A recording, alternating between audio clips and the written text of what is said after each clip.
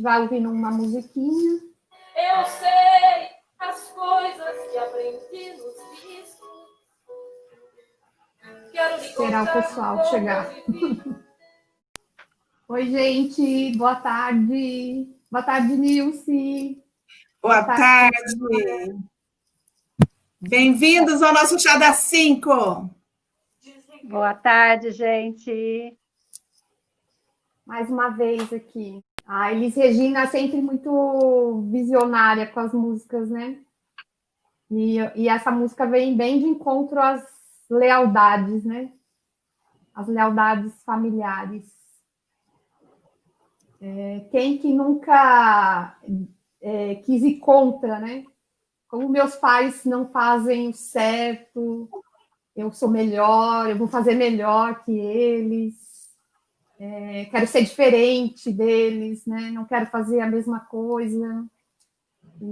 Só que a lealdade invisível, ela vem como uma lei mesmo, né? A lei está intimamente ligada à lei do pertencimento. Quando as pessoas nascem, né, no grupo, no sistema familiar, ela já vai ter...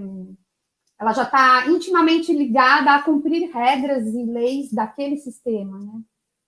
O sistema daquela família. E os avós, os tataravós... por mais que se queira mudar, que queira fazer diferente, essa lealdade, ela está intrínseca, né? Ela vem com uma força que, por mais que a gente queira fazer diferente, em algum momento a gente vai repetir, tanto as coisas boas quanto as coisas não tão boas daquele sistema, né? E isso vale para todos os sistemas que a gente pertence, né? A gente para pertencer ao sistema, a gente vai seguir as regras, cumprir as leis que aquele sistema nos apresenta. E isso está sendo muito estudado, ele vem bem de encontro nas constelações, isso é muito fácil da gente perceber, né? Essa questão da lealdade, o quanto uma pessoa para pertencer àquele grupo, ela é leal no sentido de cumprir aquelas leis e de poder fazer da melhor forma, né? E é interessante, né, Cidinha, que quanto mais a gente nega, quanto mais a gente quer sair fora daquela dinâmica, né, da nossa família, do sistema onde a gente está inserido, mais a gente repete as dinâmicas, mais a gente vivencia. E isso fica muito claro nessa vivência que a gente tem em família, né, que é o nosso primeiro sistema. É interessante que quanto mais a gente fala, não vou ser igual ao meu pai, não vou ser igual à minha mãe, não vou repetir os erros, quando a gente se dá conta, a gente está fazendo exatamente do mesmo jeito. Isso, muitas vezes, repetindo, inclusive, as mesmas palavras, né? Fazendo os mesmos movimentos, os mesmos gestos. Oi, gente! Olha, estou muito feliz da gente chegar aqui de novo, numa quarta-feira, às 5 horas, que é a nossa tradição já, né? O nosso chá das 5. Então, o pessoal que está assistindo, a gente já fez seu chá? O nosso chazinho está aqui e as meninas já entraram com tudo na história que a gente ia falar. Prepara que vem. Estamos aqui com o nosso chazinho, começando devagar, mas as meninas já mandam no assunto. O assunto de hoje é polêmico, gente. Nós estamos falando de relacionamentos na visão sistêmica. Nós estamos falando de repetições. Ai, meu Deus do céu. Não, eu faço diferente. Eu não repito nada. Aí chega uma hora, você vê, né, que você está fazendo igualzinho uma tia sua, né, que tinha uma vida igualzinha a sua, e que você até na adolescência recriminava, né, falava, nossa, nunca vou ser assim que nem aquela tia, né, aí chega uma hora, você está lá, no mesmo caminho que ela. né? Ah, eu nunca vou fazer que nem minha mãe. Nossa, minha mãe aguentou cada coisa, eu não aguentaria, né? Aí quando você vê, você tá lá aguentando, aguenta. E a gente faz muito isso, né? Conta mais, Cidinha. Depois eu vou falar do dedo podre. Porque quando a gente fala de relacionamentos, né? Primeiro o relacionamento que a gente tem com a nossa família, né? Pai, mãe, os irmãos, né? Intimamente ligados e que vão formar a nossa estrutura psicológica. Só que a gente, de uma maneira geral, acaba não olhando para os sistemas anteriores que estão presentes, né? Hoje a epigenética ela já comprovou cientificamente. A gente traz, além de características físicas, genéticas, né, no DNA, a gente traz as emoções, as dores, as felicidades, as alegrias dos nossos avós, de todo mundo que está lá atrás formando o nosso sistema, né? Então, a gente parar para pensar. Eu costumo falar que eu sou muito privilegiada. Na minha família, não, né, nesse grau aqui, a gente não tem assassinos, a gente não tem, né, coisas graves, assim, mortes. Mas lá atrás, né? Eu costumo dizer que a minha bisavó, e isso é um mistério, né? Eu gostaria muito de entender. Ela veio de Portugal, eu estou com os documentos dela. Ela veio de Portugal quando ela tinha 5 anos, num navio. Sem ninguém. Sem o pai, sem a mãe, sem a tia, ninguém sabe como que ela veio. Aí algum tio lá atrás fala assim, ela veio com um padrinho. Mas quem eram esses padrinhos? Quem ficou o nome? Né? Não tem. Então, qual é a história de vida? Agora, você imagina uma criança de 5 anos entrar num navio e fazer uma viagem de Portugal ao Brasil, e depois ela seguiu a vida dela, né? Trabalhou como empregada doméstica, enfim, casou-se, e graças a Deus, toda a linhagem que estou aqui, né? Mas a gente parar para pensar que o meu sistema familiar materno, que é essa bisavó que eu sei, essa história, ele carrega essas dores, né? Então, de onde que vem? De onde, às vezes, a gente se pega, como você falou, Nilce, repetindo coisas, né? Aquela tia que a gente sabe que não era benquista na família, ela era meio safadinha. E aí ela fazia umas coisas assim que os avós, né, não gostavam, e aí punham ela lá.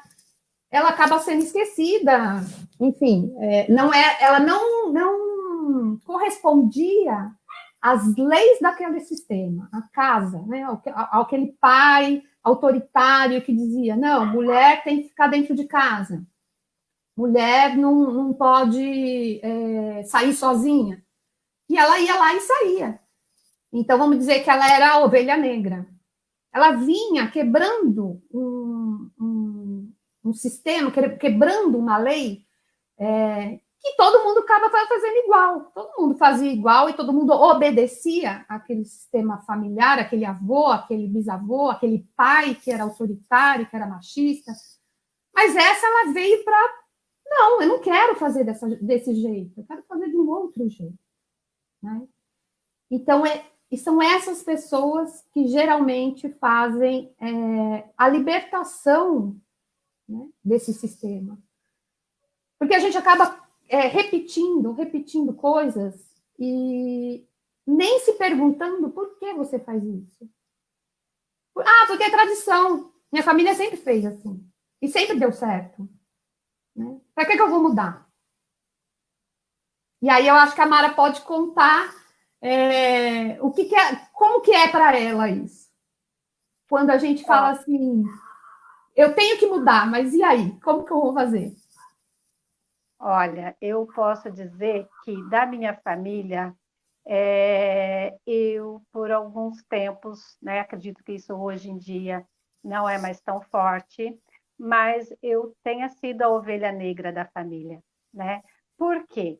Porque eu era a filha do meio, né? Somos em 3 irmãos, eu sou a única filha mulher. Então, o que era esperado, né, para Mara a filha do meio, a única mulher, que ela fosse a bonequinha da mamãe e do papai, que fizesse tudo o que eles queriam, que obedecesse às regras da família. E a Mara não é assim, né? A Mara é uma pessoa que ela gosta de ter a vida dela, de ir atrás dos seus sonhos, né? E uma coisa que ficou muito forte para minha família foi o fato de eu ter saído de casa para morar sozinha, né? Então eu me lembro o quanto isso foi difícil para minha mãe. Acredito que para o meu pai também, só que meu pai ele não tinha né, essa questão de chegar para a filha e falar: você não vai fazer assim. Quem fazia isso era minha mãe. E eu me lembro que uns dias antes, né, de eu vir para Mogi Guaçu prestar o concurso público que foi, né, graças a esse movimento que eu vim para Mogi Guaçu, minha mãe falou: olha, filha, você está sendo a ovelha negra da família. Nunca mulher nenhuma saiu de casa para morar sozinha. Você vai ser a primeira, né? E quanto isso, né? Hoje eu tenho condições de olhar para isso e ver como foi difícil para ela, né? Hoje, no meu lugar de mãe, olhando para aquela situação, eu vejo que foi muito difícil. Mas, ao mesmo tempo, quanto isso foi transformador. Porque, graças a isso, hoje, né, eu tenho as minhas filhas e isso para nós é muito mais leve, é muito mais tranquilo, né? Então, são movimentos que fazem com que o nosso sistema vá tendo novas oportunidades de enxergar a vida de um jeito diferente. Você já imaginou se continua aquele sistema, né, dos pais de não deixar sair para trabalhar? Então, a Mari estaria, provavelmente hoje, lá em São José do Rio Pardo, sendo balconista, né? E hoje, a Mari, nada contra ser balconista, né? Mas o meu anseio era uma coisa muito diferente, né? Sempre foi conhecer pessoas, conhecer o mundo, estar neste lugar de ajudar as pessoas, né? De realmente de alçar voos, né? Que hoje eu acredito que eu tenha feito isso e ainda faço, né? De um jeito diferente, mas ainda faço. E aí é interessante a gente pensar que muitas pessoas elas não se permitem ir para a vida nesse sentido, né? Porque como dolorido, né? como eu vou enfrentar esse sistema familiar em que meu avô sofreu para ter uma vida, foi tudo muito difícil, tudo muito... Teve que lutar muito, né? Aquela coisa da escassez. Gente, não come tudo hoje, porque amanhã pode faltar, né? Então, tem muita gente que carrega essas crenças em questão de lealdade mesmo, né? Muitas pessoas, em algumas constelações, eu já presenciei pessoas muito bem-sucedidas que não se sentiam à vontade com relação ao dinheiro. Que o dinheiro começou a chegar. E assim, começaram a ficar... eram bem promissores, né? E eu presenciei uma constelação em que era uma moça muito bonita e ela tinha empresas e ela estava muito próspera.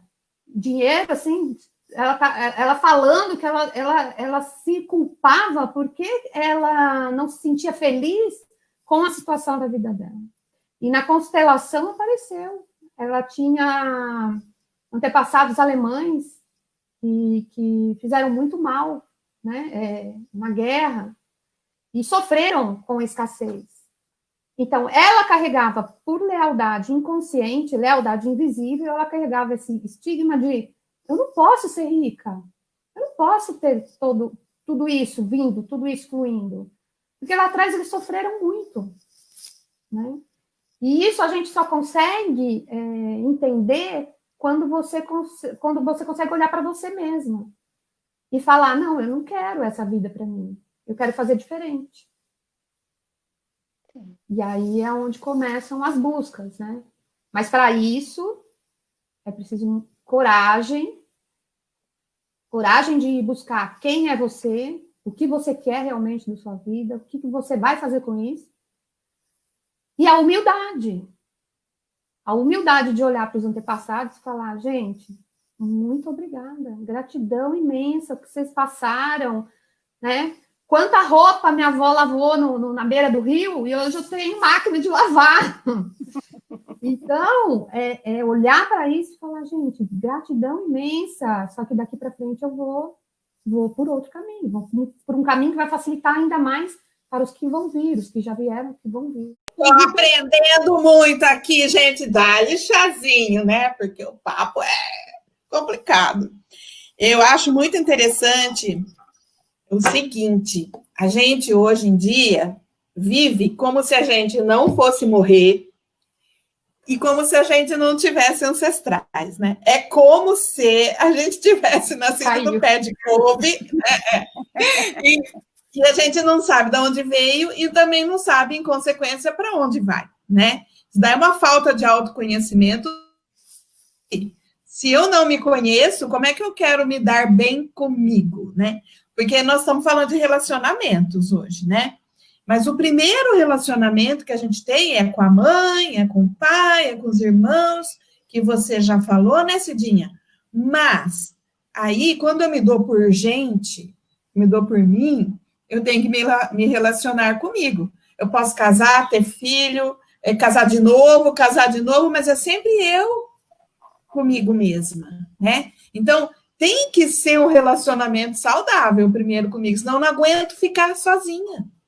Eu não aguento ficar comigo, eu tenho que ligar a televisão, eu tenho que falar com alguém, eu não suporto dormir sozinha, eu tenho medo, eu tenho que ligar para alguém vir dormir comigo, sabe? Quantas pessoas não estão nesse movimento? Né? Quantas pessoas não se suportam e ficam achando que é legal o outro viver com a gente, né? Se a gente não se suporta, por que o outro tem que aguentar, né? Isso já é uma coisa. Mas eu queria falar, a propósito do que você falou aí, uma coisa, Cidinha, de um filme argentino, indicação de filme aqui, turma. Um filme argentino que chama O Clã. Esse filme, O Clã, ele é um filme que conta de uma repetição na família, repetição ai, bem, minhas cachorras já começaram a latir. Vamos suportar um pouquinho elas. Então, essa é uma história verídica, tá? Que conta de uma família que tinha por hábito ou por profissão sequestrar as pessoas. Sequestrava e trazia para dentro de casa. E era uma coisa considerada normal. Eles faziam isso, entendeu? Até que teve um que falou, nossa, isso não é para mim. E ele teve que sair disso e ficou com um sentimento de culpa. Fala um bocadinho sobre isso aí para nós, Cidinha. Então, aí o Bert Hellinger fala sobre a boa e a má consciência. E a gente entender que a boa ou a má consciência, quando a gente fala em má consciência, você fala assim, tá com a consciência pesada. Não é nada disso. A questão é que a boa consciência, você, dentro de um sistema, né, nessa lealdade, para cumprir essa lealdade, para você pertencer a esse grupo, a esse sistema, você vai ter se você tiver a boa consciência, ou seja, responder tudo conforme aquele grupo, você vai pertencer. Só que, em determinados grupos, essa lealdade, talvez, com relação a outros grupos, não seja tão bom assim, como era o caso da história dessa família, que é uma história real. Eram os argentinos, ele ganhava a vida sequestrando pessoas de um status maior, de boas condições financeiras, que o filho conhecia, indicava, e ele mantinha essa pessoa dentro de um quarto, dentro da casa, onde a esposa sabia, mas ela nunca questionou, a filha sabia, mas nunca questionou, e eles levavam uma vida de uma classe média alta, de viajar para a Europa, com dinheiro de sequestro. Inclusive, o filho mais novo está refugiado em Jundiaí. Então, você fala assim, nossa, mas era completamente errado. Nosso caso. Completamente errado. Mas dentro daquele clã, dentro daquela família, o certo era obedeça. É assim que tem que ser. É assim que a gente faz. E se você quiser pertencer aqui a essa família, você vai participar. Você vai fazer isso. Isso é o que a gente vê muito. A Mara pode comentar que ela tem um acesso à escola. Quando algumas famílias que, para aquelas famílias é normal, por exemplo, roubar. Porque eles precisam, né, de repente, para se permanecer, para subsistir, e eles vêm, isso vem seguindo, não é de agora, né? Uma criança não nasce assaltante, ela vai ver, e aí é onde ela vai repetindo, né? Muitas crianças entram nessa coisa dos aviãozinhos no tráfico para pertencer ao grupo, né? Não sei, Mara, você pode comentar alguma coisa nas e elas escolas? ainda pagam um preço muito alto quando elas saem disso, Sim. né? Pagam Paga preço com a vida. Paga com a vida, mas para eles é o certo. É o que eu sei, é isso que eu conheço e é o que eu tenho, né? Mara, quer comentar da escola? Então, com relação à questão assim de famílias que tem essa questão do roubo, do assalto, nesses anos de escola eu não vivenciei isso, né? Porque primeiro eu trabalhei muitos anos com crianças muito pequenininhas, né? Que são crianças da creche, e agora estou com crianças de primeiro ao quinto ano. Mas, assim, o que eu vejo que fica muito evidente com relação a essa questão das lealdades. Famílias onde o pai, a mãe, os avós, né, toda a ancestralidade não estudaram. Então, quando essa criança ela vem para a escola, ela não se sente no direito de aprender, né? E você vai estudar, essa criança não tem nenhum problema que a impeça de aprender, né? Então, aí onde entra-se os rótulos, que é preguiçoso, que é desinteressado, que a família relapsa.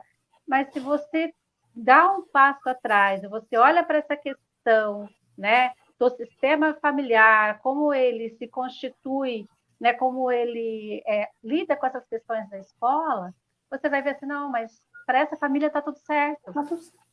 Para essa família, estudar não é importante.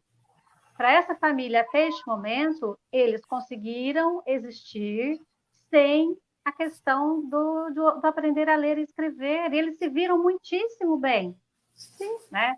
Então, aí é que cabe nessa questão, realmente, da gente entender essas leis sistêmicas, de compreender como tudo isso acontece, para ver o que é que a gente pode fazer para que as coisas caminhem diferente para essa criança, desde que ela consiga se libertar dessas lealdades.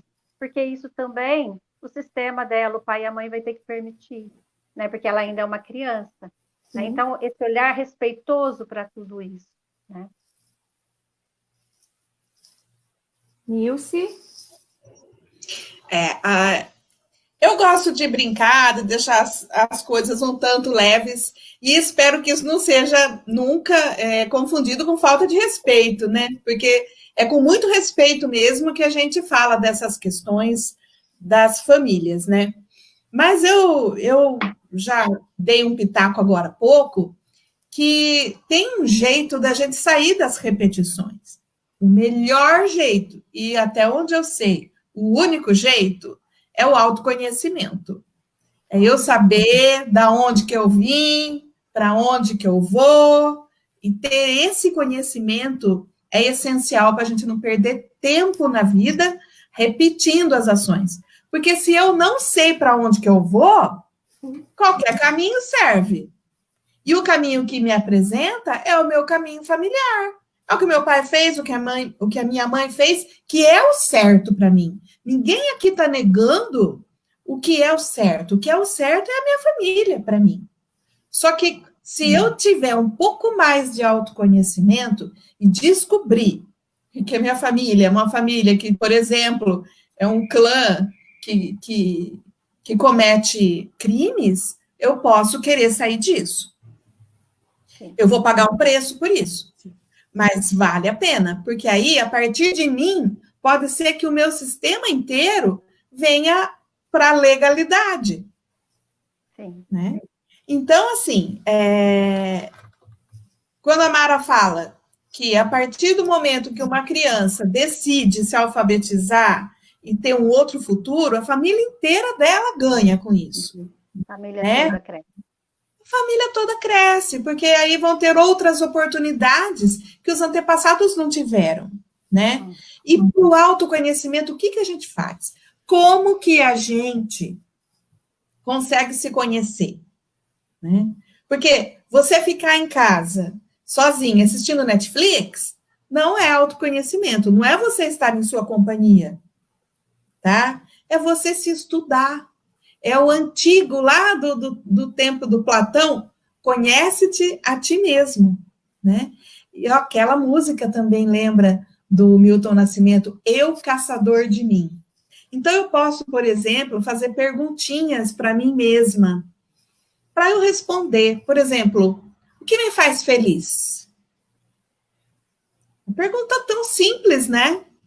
E a gente pode falar um monte de bobeira, mas o que me fez feliz no dia de hoje, se você, no final do dia, pensar, recapitular do começo ao fim do seu dia, em qual momento você foi verdadeiramente feliz, porque vai ter momento no seu dia que você foi feliz, que você foi triste, que você ficou com raiva, que você ficou de todo quanto é jeito, mas qual é o momento que te fez feliz? É uma pista do que vai no seu coração, o que você quer fazer na sua vida.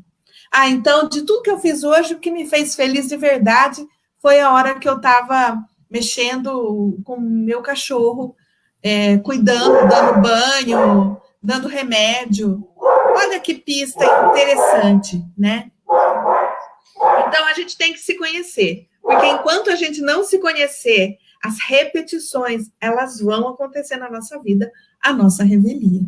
Não é, Cidinha? É bem por aí, né? E aí, é uma coisa que em consultório, em terapia, a hora que você pergunta assim para a pessoa, o que você quer? Né? Para onde você quer ir? Geralmente não se sabe, porque essa questão da lealdade, ela está tão forte, e ele está vindo, fazendo, repetindo, que nem ele sabe. Por isso essa questão do autoconhecimento que a Nilce falou. Primeira questão é se conhecer e a autorresponsabilidade. O que é seu realmente? O que você faz? Ou o que você conseguir olhar para você e ver o que você está fazendo por você, para você, e o que você vem trazendo de lá de trás. É o que acontece muitas vezes quando a pessoa fala assim, eu estou muito cansada. Nossa, eu estou carregando o mundo nas minhas costas, né? Eu estou... porque eu sou o arrimo de família. Peraí, mas alguém pediu para você? Não, mas se eu não fizer, ninguém faz. Então, pera lá, né? O que está acontecendo? Como que isso... Você pegou umas responsabilidades, talvez, que não sejam suas. Né? E como que você vai deixar essas coisinhas, essa malinha, essas malas que você está carregando, você fazer essa seleção do que realmente é seu e do que não é? Só se conhecendo.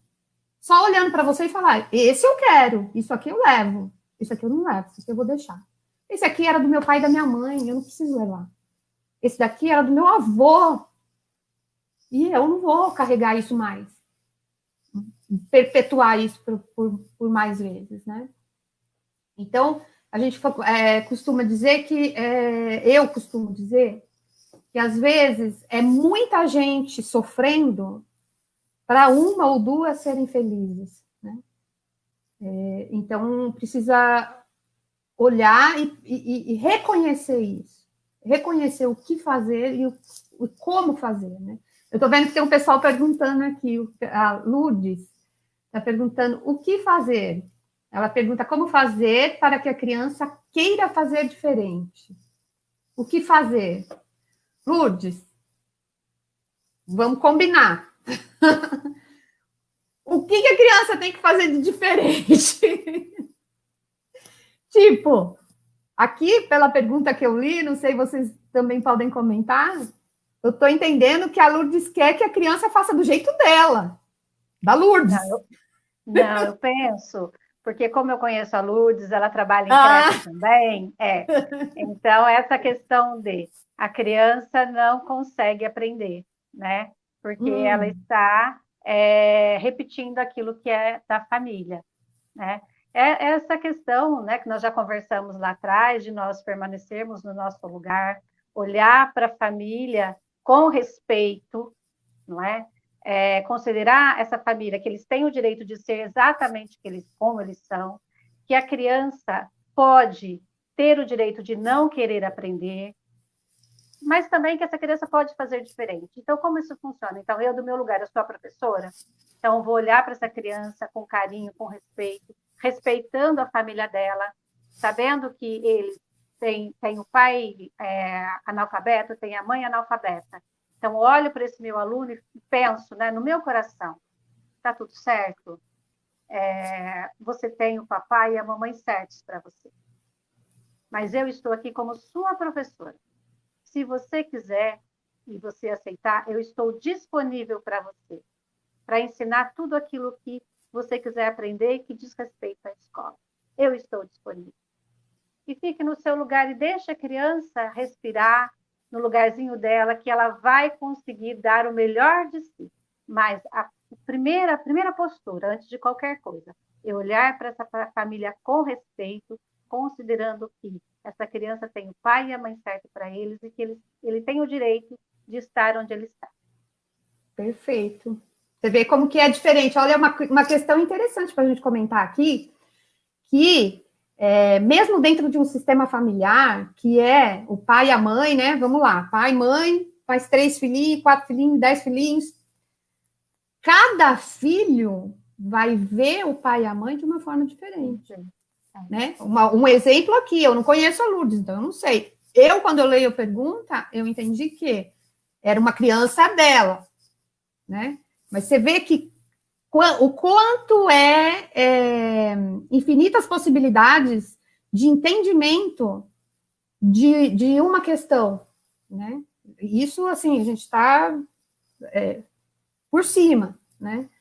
Então, você imagina aqui, as pessoas que estão nos assistindo, acompanhando, cada uma vai tocar num ponto, né? De repente, lá na lealdade dela, que precisa ser olhada, é que ela vai cutucar naquele lugar, que vai ser diferente do outro. Então, mas levando isso, então, para dentro de casa, então, por exemplo, eu posso ter um filho, um neto, né, que não consegue aprender, que está com dificuldades de aprender, né? Então, qual que é o movimento que eu posso fazer? É exatamente o mesmo movimento que o professor faz, só que aí no lugar do pai, no lugar da mãe, né? Eu olhar para esse meu filho e falar para ele, olha, né, você tem o papai certo para você, você tem a mamãe certa para você, tá tudo bem. Se você quiser ser igual ao seu pai, você pode ser. Tá tudo certo. Se você quiser ser igual à mamãe, você pode ser. Se você quiser ser diferente de nós dois, você pode ser também. Você tem escolhas. Você está livre para escolher. Essa criança vai conseguir também demonstrar o seu melhor potencial. Porque a gente deixa a criança livre. E fica mais fácil, né, Mara? Fica mais fácil, fica mais leve, fica mais gostoso. Até né, dela ir para a vida, porque aí ela se sente convidada a ir para a vida e descobrir coisas novas. Sim, abre esse horizonte, né? Abre essa... Exatamente. Né, Nilce? O que a Nilce quer falar sobre isso? Eu quero falar da ovelha negra. Deixa eu só comentar uma coisa, Nilce, que eu li agora aqui, a Lourdes estava comentando, interpretação. Só para complementar, Lourdes, a questão não é nem assim, porque vocês como professoras que trabalham, né, essa interpretação é no nível básico do que nós estamos vendo aqui. Agora, essa interpretação vai além dessa, vai lá naquela lealdade que a gente começou a falar desde o começo. Então, essa interpretação daquele momento também está condicionada à interpretação do meu pai, do meu avô. Por isso, muito importante esse autoconhecimento. Nilce. A questão que a Mara falou aí, eu acho que é essencial, tá? A questão da gente ter escolha, né? Então, eu saber de onde eu venho é importante, porque eu conheço quais são os valores da minha família, quais são, qual é a história, o que veio, né? Para eu conhecer de onde eu vim, para saber quem eu sou, né? Agora, eu também posso escolher outras coisas. E para isso eu honro o que os meus antepassados fizeram. Então, a partir do momento que eu honro, eu não preciso repetir. Eu honro e falo assim, obrigado, vocês fizeram tudo isso, né? Foi por causa do sacrifício de vocês que eu estou aqui, em condições melhores, agradeço. Então, agora eu vou fazer um bocadinho diferente, dá licença, né? O movimento interno de fazer isso é libertador. E aí você pode finalmente ter escolha na tua vida de fazer algo diferente e não ser considerado uma ovelha negra, né? Porque ovelha negra é tão pejorativo, né? Parece que é uma coisa ruim. Estou vendo aqui nos comentários, Nilson, um monte de gente, tudo ovelha negra, né? Adeluz, Gueder, tudo ovelha negra. Não tem ovelha negra. Mas então, olha que legal, a gente tem que falar para elas que não, gente, a ovelha negra é legal. Tudo bem, se a ovelha negra vai mudar. Né? Que se a gente não fosse ovelha negra, a gente estava fazendo exatamente o que os nossos pais fizeram, né? Eu lembro perfeitamente quando a gente fez o curso de educação sistêmica, no primeiro dia do curso, Cidinha, a professora falou assim, sabe por que vocês são professoras? Porque vocês querem ser melhor do que a sua mãe. Nossa, já deu aquele chute no peito, né? Bem, né? Então, vamos ver se é isso mesmo. Respira e pensa, né?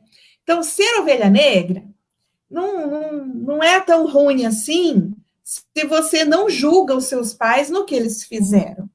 Se você aceita até é pior, né? Aceita como se você fosse tão importante que você tinha que aceitar seus pais. Não.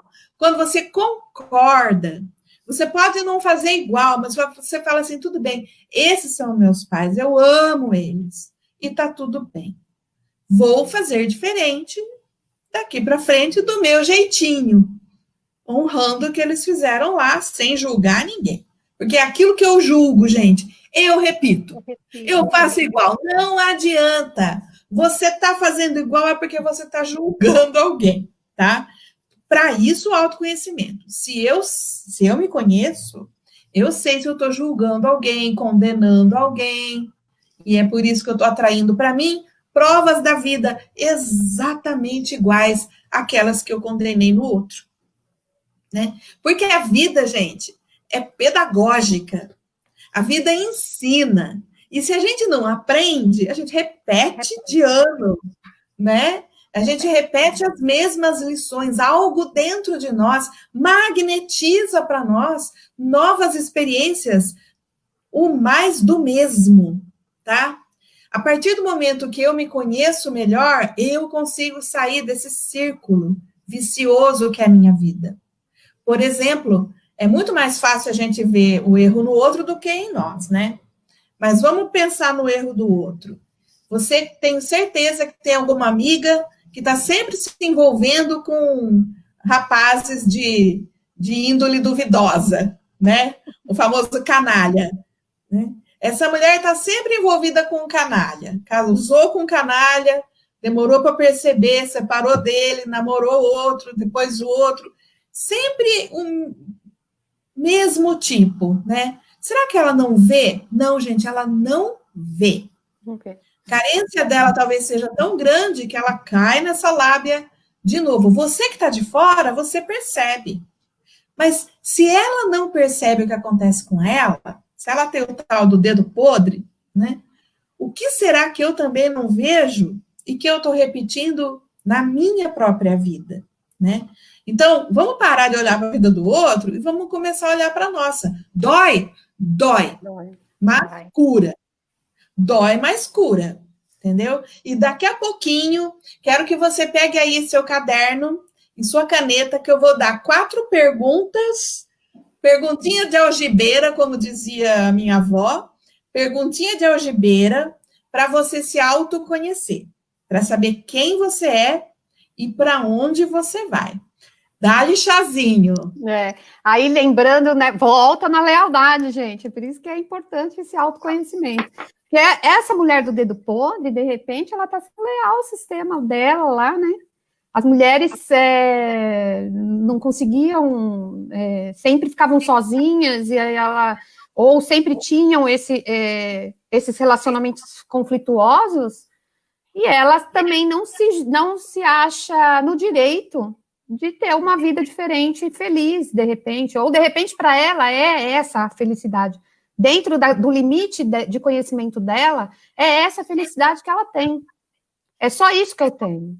Isso é muito comum, Nilce, né, em relacionamentos abusivos, né? A pessoa não consegue olhar, não consegue mesmo, porque ela entende que aquilo é o certo, aquele é o suficiente para mim. E aí, a partir do momento que você tem o seu suficiente, você não precisa buscar mais, né? Mesmo que ela esteja em sofrimento. Só que a questão é, a partir do momento que existe dor, existe sofrimento, e aí, como você diz, a vida é pedagógica, já é uma questão para dar um empurrão. Então, a ferida está lá, e tá, não, mas vamos deixar aqui que está tudo bem. E vai cutucando, vai cutucando. Vai chegar uma hora que não consegue mais lidar com aquela dor.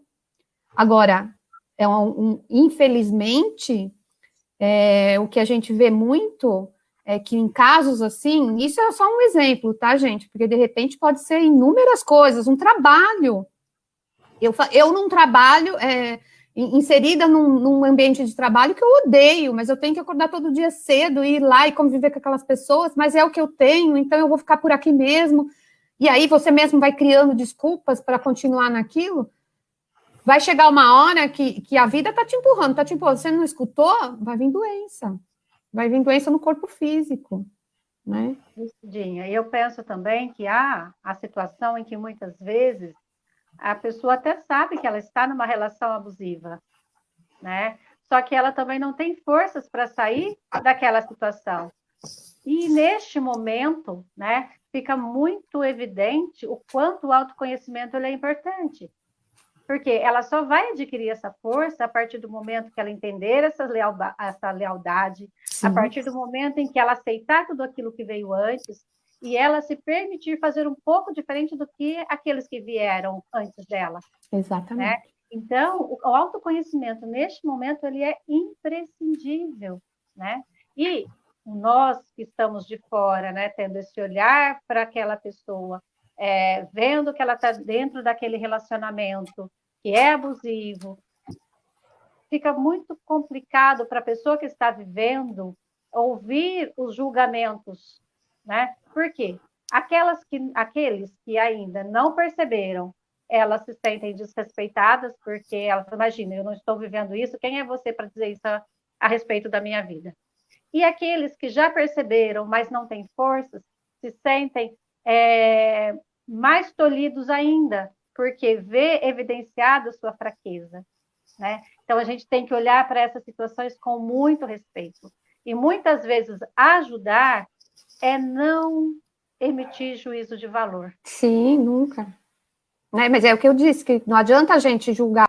Quero que vocês peguem aí papel e caneta, que eu vou dar 4 perguntas, que são perguntas que nem o Milton Nascimento falava, eu, caçador de mim, que é para eu me conhecer. Para autoconhecimento, você tem que se conhecer. Primeira pergunta que eu falei aquela hora, não era dessas 4, mas vale a pena colocar. O que me faz feliz? Essa é uma, tá? Agora, as 4 que eu prometi, anota aí. Anota vocês também, Cidinha e Mara. Todo mundo se autoconhecendo. Aqui. Pergunta dolorida, hein? Vamos mexer na ferida? A pergunta é, quando eu me decepciono comigo mesma? Ai, vamos lá, vou falar de novo. quando eu me decepciono comigo mesma. Não é para escrever aí, não é para se expor aqui no Facebook.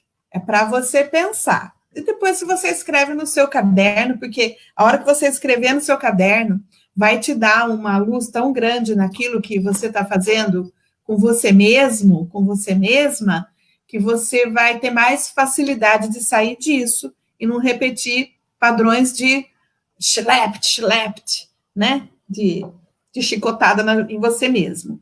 Segunda pergunta, anota aí, tá anotando aí, meninas, também? O que eu espero do futuro?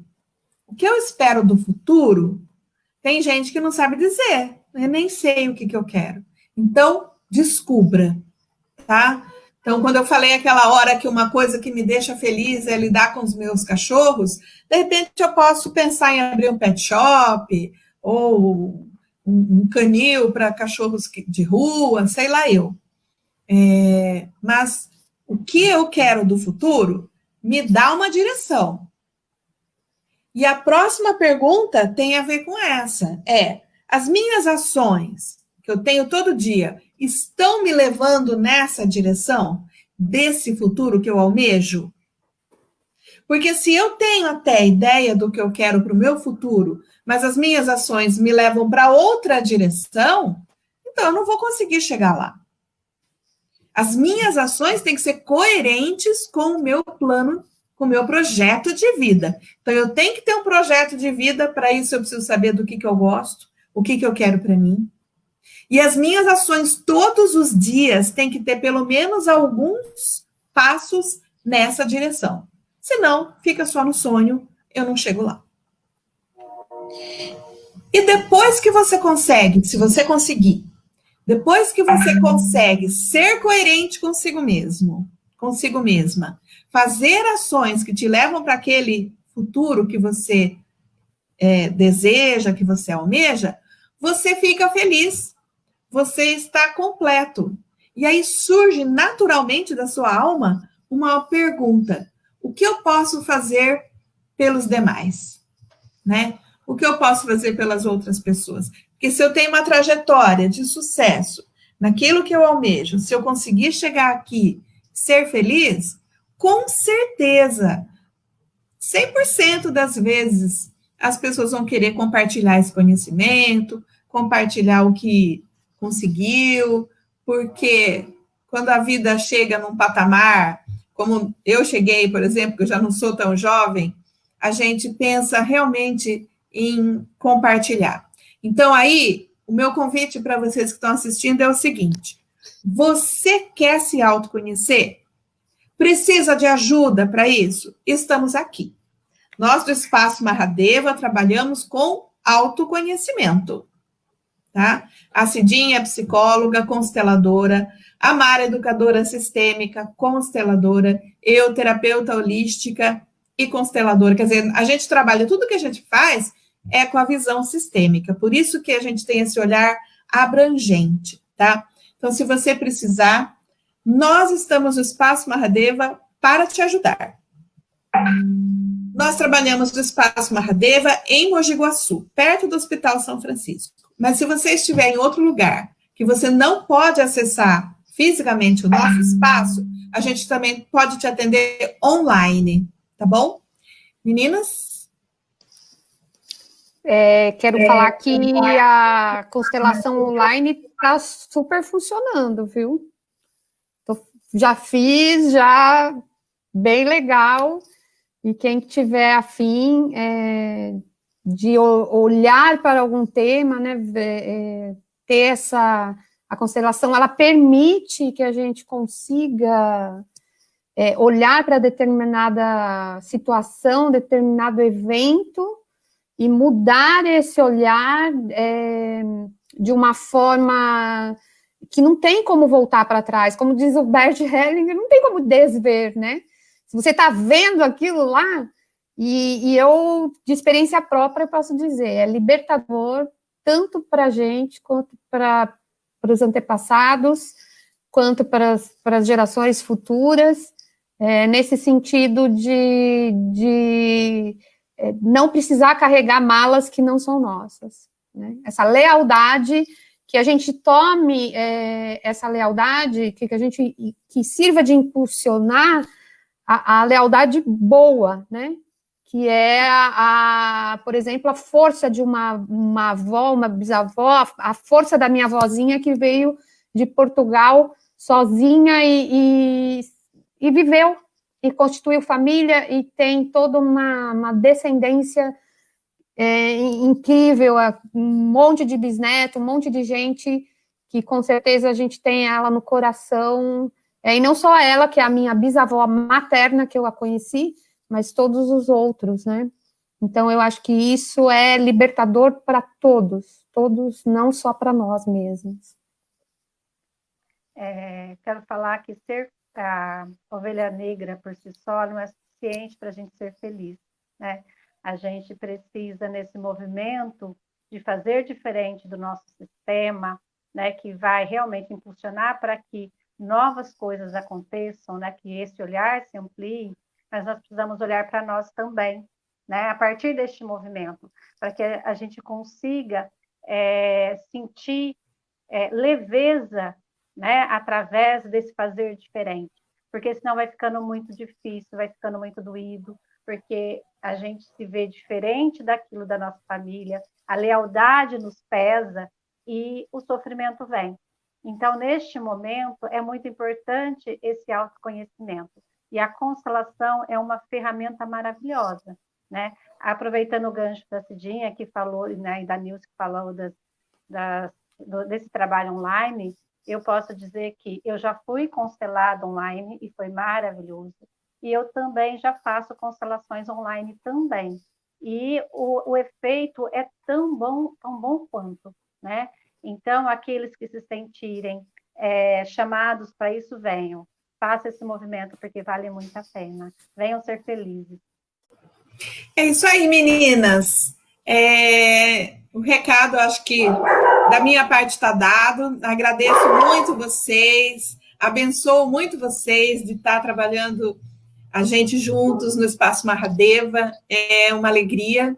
E agradeço cada um que está assistindo os nossos vídeos, está participando do nosso Chá das 5 toda quarta-feira. Agradeço o pessoal que viu hoje e o pessoal que vai ver no futuro esse vídeo aqui, tá? Então, aguardem que tem muita novidade aí, a gente vai conversar toda quarta-feira um tema novo e o próximo tema promete, eu não vou adiantar ainda, mas a gente já está bolando uma coisa maravilhosa para a próxima quarta. Gratidão. Gratidão, todos. Gratidão, gente. Até quarta-feira. Beijo, meninas. Tchau. Tchau. Beijo grande. Namastê.